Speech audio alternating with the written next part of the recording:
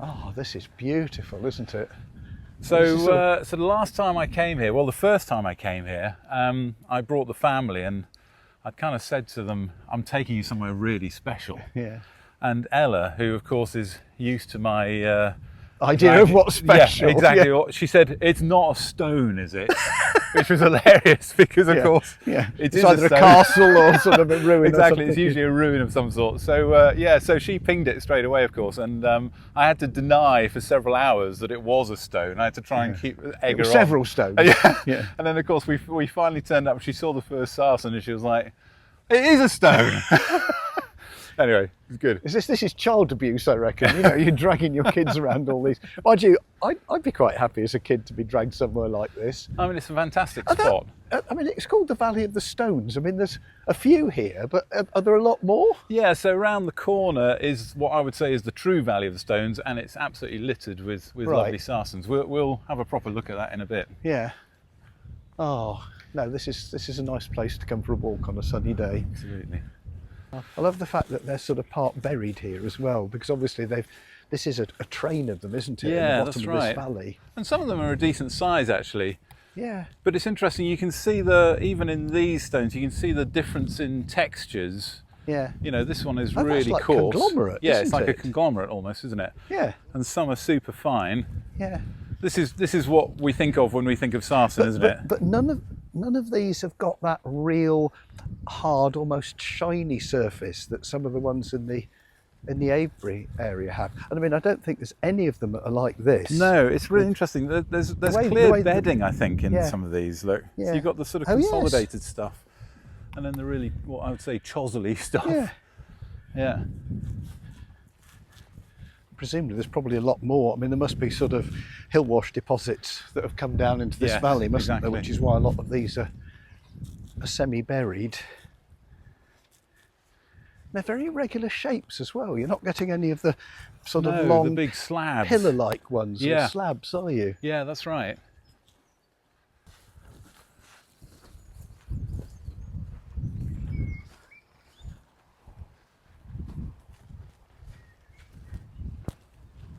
So, is it this next field? This is actually where it starts to begin. Yeah. You think you've seen sarsens?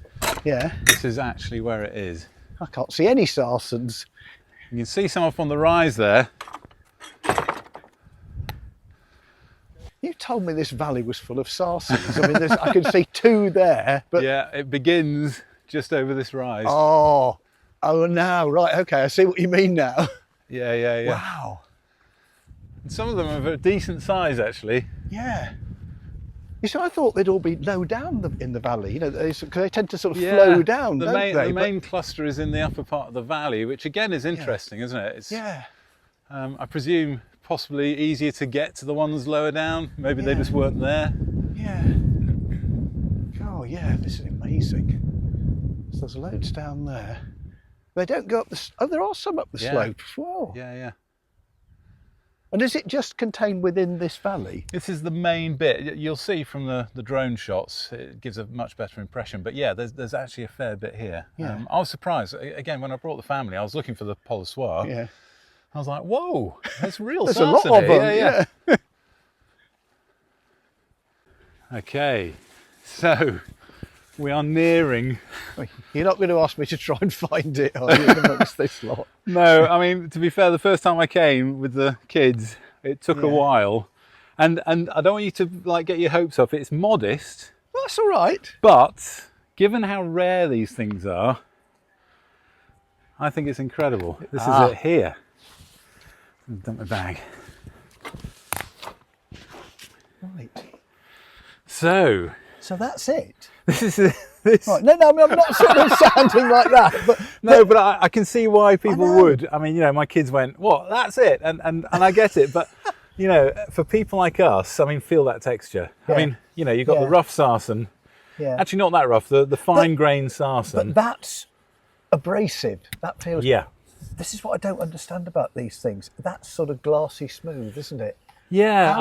How is that going to polish anything. It raises really interesting questions, which just demand some experiments, don't they? So, Yes. so because to you and I, obviously, having looked at stone tools and made stone tools over many years, it makes sense to put. I have something in my pocket. To put a freshly flaked flint tool on. I'm not going to do it because obviously this is real, but to put something freshly flaked, you can see the flake scars, and to grind those flake scars off. Yeah. But you see, once it's reached that level of polish, how effective can that be? That's what I don't understand. Because you've got one of those, I've got one of those. Now, Yeah. how long does it take to polish something like that? And also, this is what I don't understand. That is too smooth. I can understand starting off with that. But it becomes this, Because you're not going to put sand on that, are you, to try and... it sort of defies logic because this is in fact a silkrete. So this is grains of quartz sand in a silica matrix. So there are grains of sand in there, but they've been obviously polished smooth. So how can that be effective as a polisher? So the traditional view, if we're looking at this traditionally, this is a purely functional object. For taking a napped stone tool and polishing it into something like this. And we know the reasons why this might be. Yeah. One reason is obviously it becomes a beautifully aesthetic object. It's a fantastic thing, but it's also that is actually very effective, isn't it? Absolutely, it's a functional edge that doesn't keep flaking. Yeah. If I smack that into a tree, these ridges and scars are going to keep flaking this tool and it's going to destroy itself. Yeah. Whereas that makes it less sharp but more robust. Yeah, feel that edge on that. Yeah. I mean that was ground to that edge. You could rub that vigorously on your jugular, couldn't you? And then not a lot's going to happen. No. Whereas that, you're going to bleed a lot. Yeah. But it's a fascinating thing. I mean, when I see things like this, I just want to do any number of experiments that will take a long, long time. And this again, it's got that peculiar mixture of that what looks like a flint gravel in a matrix, and then this very much more sandy. But even that's got lots of there's inclusions, aren't there? It's not like the sarsen from North Wiltshire. No, it's very different. No, but I suppose the point of this is, and this is what I find interesting, is that somebody kept coming back to this point. We're so familiar at looking at sort of Neolithic landscapes, aren't we? It's what we do, I suppose. And you sort of see the megalithic monuments and the sort of ceremonial funerary sites, but this is day-to-day felling trees using axes, and we know, regardless of what we don't know, we know that somebody crouched or stood over this spot and sweated a lot. Probably swore a lot as well. Probably swore a lot and maybe got in some sort of zen-like state. Yeah. And the one thing that they wouldn't have been able to do is have a cup of tea. Why don't we do That's a really subtle hint. You've dragged me up here. I want a cup of tea. Let's have a cup of tea and have a chat, shall we? Yeah. Oh, I need to sit down. Oh, my knee. Oh. All right.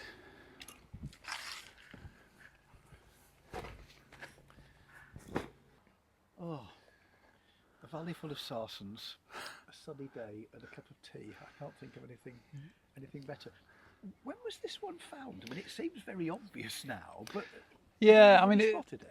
I find it incredible. So 2023, an organisation called Participate, who have basically been surveying and studying this valley, because obviously it's a nature reserve, Valley of the Stones. But isn't it amazing that 3 years ago, nobody knew that was there. And suddenly it's one of only 3 known in England. It's pretty mind-blowing. Yeah, but you see, I don't think I would necessarily have spotted it if I'd come along. I'd have just gone, what a lot of lovely sarsens. Yeah. And there are a lot of lovely sarsens. I mean, you're glad you came. It's an interesting place, isn't it? Yeah, and it makes you think about so many things as well, doesn't it? I always love this idea of sounds that would have been heard in the past, that sort of gentle scraping of flint on stone for hour after hour, day after day.